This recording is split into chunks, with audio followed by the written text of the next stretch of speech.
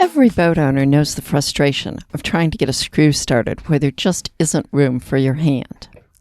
I've got a nifty tool that can help you. Hi there, I'm Carolyn Sherlock, and on this episode of the Boat Galley Podcast, I'll tell you why we always have screw holders on board, and I'll tell you exactly where to get them and how to use them.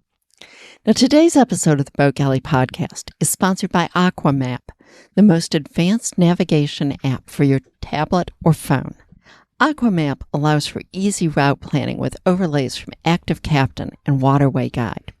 Tides, currents, waypoints, an anchor alarm, now even weather.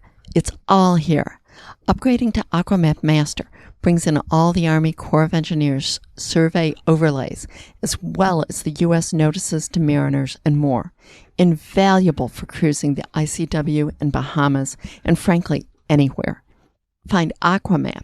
Now careful, there's no S on the end of that. In any place that you find your apps, like the App Store, whatever. Okay, let's get on with today's podcast. Ever tried to get a screw started where there just isn't room to hold the screw? Sure you have. You've got a boat. I know it's happened to you. Now with regular screws, you might be able to use a magnetized screwdriver and get the screw to stay on the end of the screwdriver as you work it into position.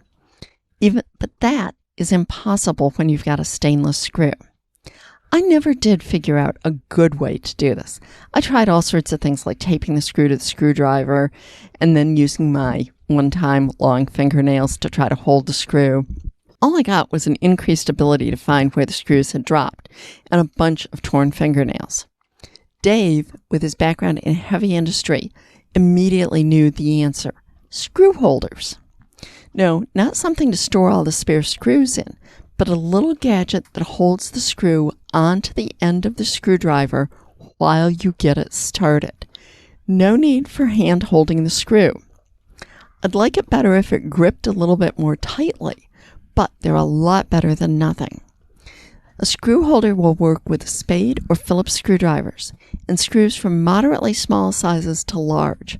Really tiny small screws don't fit well, but I have used a bit of tape around the screw holder to keep a tiny screw from falling out. And if you do that, be sure to fold the end of the tape under so it's easy to remove it in that inaccessible place. Okay. Now, in the show notes, we have a listing from Amazon as to where you can buy these screw holders. I have never seen them in a local hardware store, although if you've really got a good hardware, you might find them. Now, you have to use them with a traditional screwdriver, not one with interchangeable tips that doesn't fit on that. The screwdrivers fit on the long shaft, and a set has 3 different size holders for different size screwdrivers. They are not for different size screws. That's what the 3 different sizes mean. Now, of course, we left the first set of screw holders on our previous boat, Catal, when we sold it. So I had to get another set for Barefoot Gal. We don't use them real often, maybe once every month, 2-3 months. But boy, when we need them, they are absolutely so helpful and incredibly good to get them. Again, the only place I've ever found them is on Amazon, and there is a link in the show notes.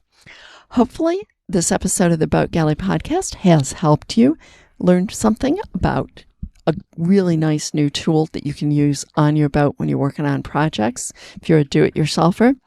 If you want more tips really for all of your boat life, please subscribe to the Boat Galley Podcast so you'll get all of our episodes. You can binge listen to them on the way to the boat or as you're driving for errands or whatever. Also, they're good for walking around and maybe when working out. Please also tell friends when they're looking for a good new podcast. We love getting new people here.